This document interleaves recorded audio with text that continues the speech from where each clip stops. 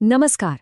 आज हम एक ऐसी मुश्किल पर बात करने वाले हैं जिससे सिर्फ स्टूडेंट्स ही नहीं बल्कि हम में से हर कोई कभी ना कभी जरूर जूझता है। और वो है कंसंट्रेट करने में दिक्कत।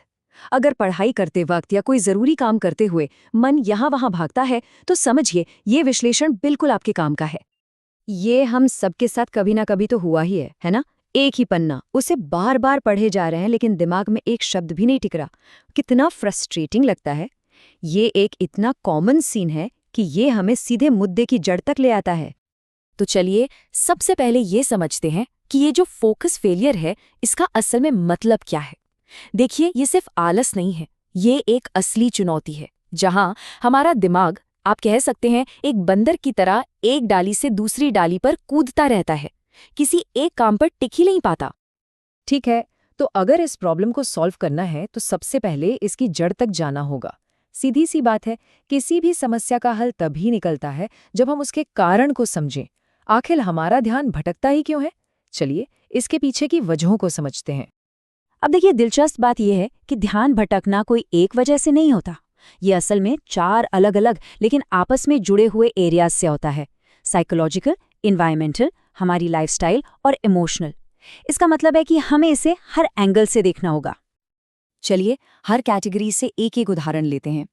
साइकोलॉजिकल लेवल पर जब हम एक साथ बहुत सारी चीजें करने की कोशिश करते हैं ना, तो हमारा दिमाग बस थक जाता है। इन्वायरमेंटल लेवल पर हमारे फोन की एक छोटी सी टिंग भी हमें पढ़ाई से कोसों दूर ले जा सकती है। लाइफस्टाइल की बात करें तो अगर रात भर जागे हैं तो अगले दिन फोकस करना लगभग नामुमकिन हो जाता है। और इमोशनली एग्जाम का स्ट्रेस ही काफी है हमारे दिमाग को पूरी तरह से जाम करने के लिए। और ये कोई छोटी मोटी बात नहीं है, आंकड़े खुद इस बात की गवाही देते हैं।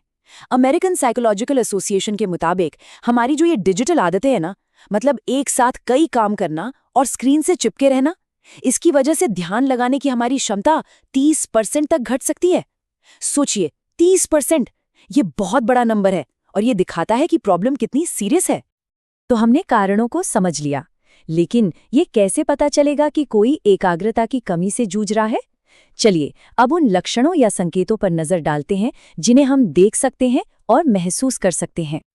ये स्लाइड एक ही सिक्के के 2 पहलुओं को बहुत अच्छे से दिखाती है।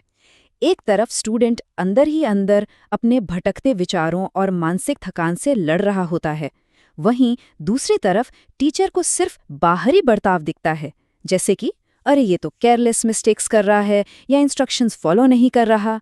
इससे अक्सर गलतफहमी हो जाती है और स्टूडेंट को आलसी या लापरवाह समझ लिया जाता है। लेकिन अच्छी खबर ये है कि इसे ठीक किया जा सकता है। अब हम बात करेंगे सॉल्यूशंस की।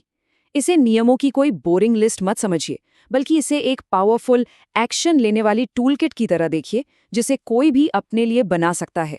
एक ऐसी टूलकिट जो ध्यान को कंट्रोल करने की पावर वापस देगी। इस टूलकिट का सबसे सरल लेकिन सबसे पावरफुल टूल है पोमोडोरो टेक्निक। ये हमारे दिमाग के काम करने के तरीके पर आधारित है। देखिए, हमारा दिमाग बहुत लंबे समय तक लगातार फोकस नहीं कर सकता, तो ये तकनीक क्या करती है, ये आपके पढ़ने के टाइम को 25 मिनट के छोटे छोटे हिस्सों में बांट देती है और हर हिस्से के बाद 5 मिनट का छोटा सा ब्रेक। ये छोटे ब्रेक्स दिमाग को रिफ्रेश कर देते हैं और हाई कॉन्सेंट्रेशन बनाए रखने में मदद करते हैं। ये सच में बहुत असरदार है। यहाँ 4 बुनियादी रणनीतियां हैं जो फोकस की नींव है और तुरंत सुधार ला सकती हैं। पहला, एक शांत जगह बनाएं जहां कोई डिस्टर्ब ना करे। दूसरा, एक समय में एक ही काम करें। मल्टीटास्किंग एक मिथक है, इससे कुछ नहीं होता। तीसरा, फोन को दूर रखें या बेहतर है बंद ही कर दें। और सबसे जरूरी, पूरी नींद लें, क्योंकि एक थका हुआ दिमाग कभी भी फोकस नहीं कर सकता। थ्योरी जानना एक बात है, लेकिन जब तक हम उसे अमल में ना लाएं कुछ नहीं बदलता।